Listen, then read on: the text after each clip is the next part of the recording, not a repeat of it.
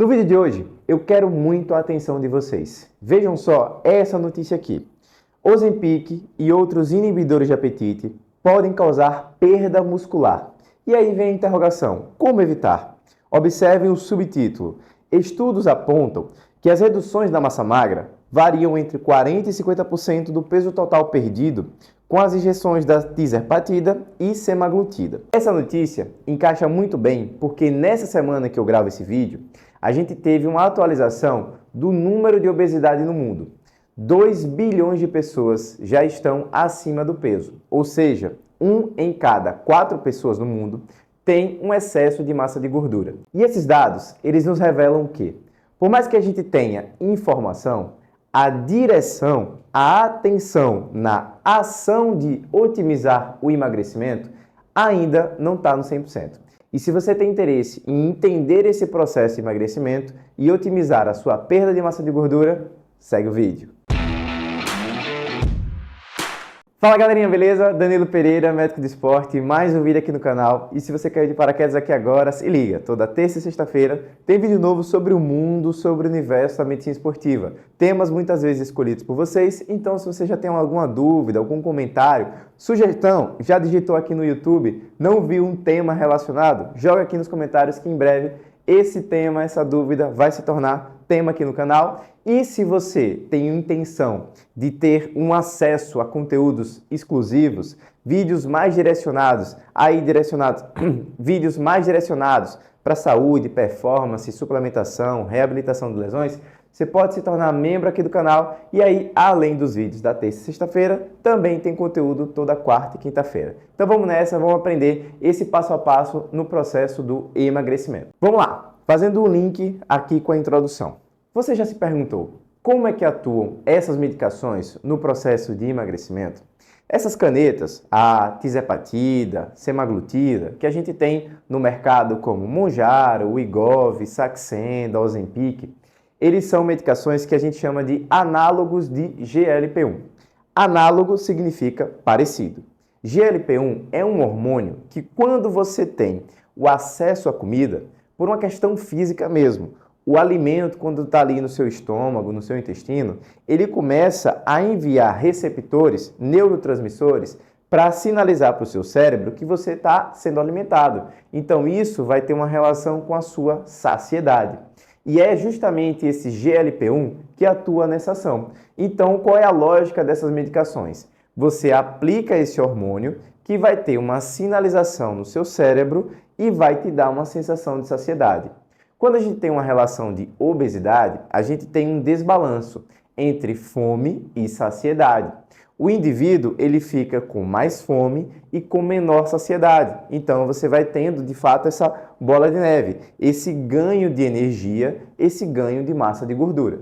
Até aí tudo bem. Mas o que faz com que as pessoas tenham essa perda de peso, não somente com essa perda de massa de gordura, mas sim esse tanto de massa magra que é reduzida nesse processo? Como na notícia está citado, 40% até 50% do seu peso não é necessariamente de massa de gordura, mas sim de massa magra que você está eliminando. E aí, quando a gente coloca de fato na balança, isso não é uma coisa necessariamente positiva. Então vamos entender esse processo. E para isso, eu quero passar esse estudo aqui, que objetivou 4 modelos de emagrecimento em indivíduos que usaram os análogos do GLP-1.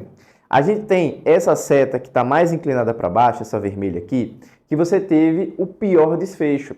A pior perda de massa muscular relacionada a ter uma perda maior de massa magra. A gente tem essa outra setinha amarela que está intermediário, que você teve uma perda ainda significativa. Só que a gente tem esses outros 2 pontos aqui, esse verde e esse azul, em que as pessoas tiveram uma manutenção de massa magra ou nesse melhor cenário você teve até um aumento. Além de você perder a massa de gordura, você aumentou a sua massa muscular. E aí, qual foi a diferença em cada um desses pontos? Vamos lá. As medicações, elas foram estudadas e liberadas em indivíduos que fizeram uso delas a longo prazo. Então a gente está falando ali de 48, 52 semanas. Então a gente está falando de meses, 12, 14 meses de uso da medicação. Além disso, esses indivíduos tiveram acompanhamento médico Muitos de vocês usam as medicações de maneira mais isolada, aleatória e sem ter uma avaliação dessa composição corporal, seja por dobras cutâneas, seja por bioimpedância, seja por dexametria, que você tem uma avaliação mais acurada dessa composição corporal. E aí, sem nenhum segredo, sem nenhum mistério, esses dois indivíduos que tiveram aqui, esses dois grupos de indivíduos, né, que tiveram os melhores resultados, além de ter um acompanhamento com profissionais habilitados, eles tiveram metas na prática de exercício e metas na composição da sua alimentação, aumentando o percentual no aporte de proteínas.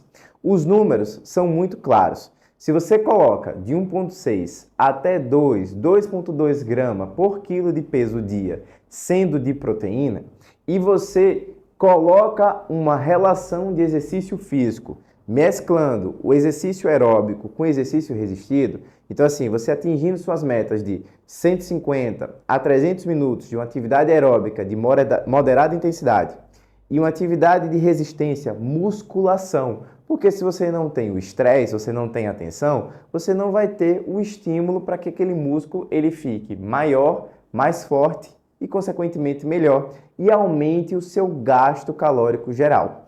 É por isso que a gente acaba gerando aquele estado de atenção que eu citei que 2 bilhões de pessoas no mundo já têm um maior excesso de massa de gordura.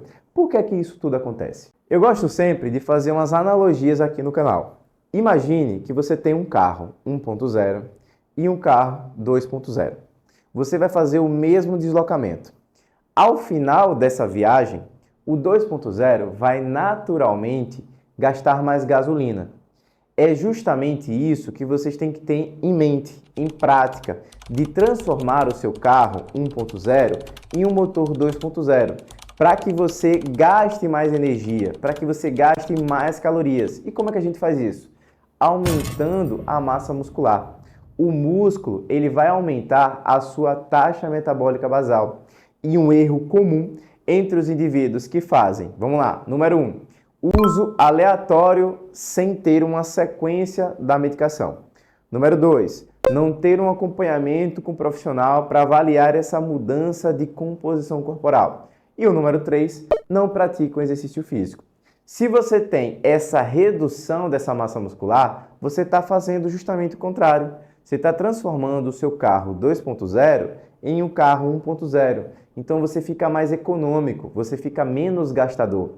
É por isso que acontecem alguns fenômenos de efeito platô, que você começa a ter essa perda de peso e aí você empaca, você tem aquela sensação de que não está evoluindo mais. Por quê? Essa perda de peso está carregando uma perda de massa muscular, massa magra, não só a massa muscular, mas essa massa magra que é responsável por elevar a sua taxa metabólica basal, e aí você fica, mesmo tendo uma baixa oferta de calorias, limitado. Semelhante a essa analogia do carro, você faz mais de um deslocamento, mais de uma viagem ao longo de um dia. Então, se você se desloca menos, você consequentemente gasta menos energia, gasta menos calorias. E se a gente junta todo esse processo, todo esse entendimento, a gente começa a associar a primeira notícia com esse outro estudo aqui. E o ponto da proteína. A gente não pode esquecer da qualidade dessas calorias, da qualidade dessa gasolina que você está colocando no seu corpo. Você tem gasolinas que você tem maior octanagem e você tem gasolina que oferta menos energia. É como se assim, essa gasolina da proteína deixasse o seu tanque cheio por mais tempo. Então você precisa reabastecer menos vezes ao longo do dia.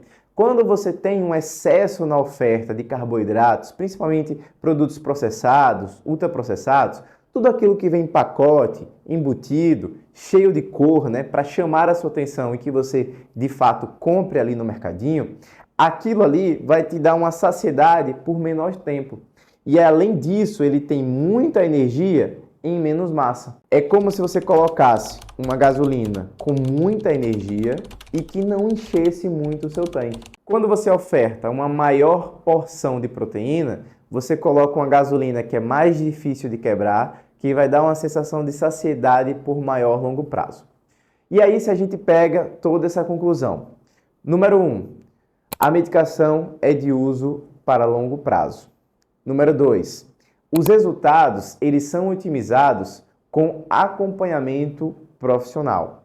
Número 3, não pode deixar de fazer exercício. Se você não tem o estímulo, você não vai ter essa chance de estar nesses dois grupos de indivíduos que eu citei lá no início do vídeo e está aparecendo a imagem aqui novamente.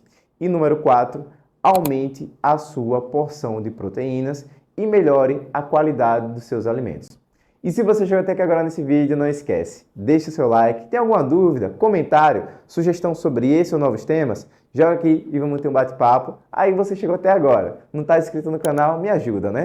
Faz a inscrição, ativa o sininho para não perder nenhum vídeo, já sabe os detalhes para se tornar membro e vamos para o próximo.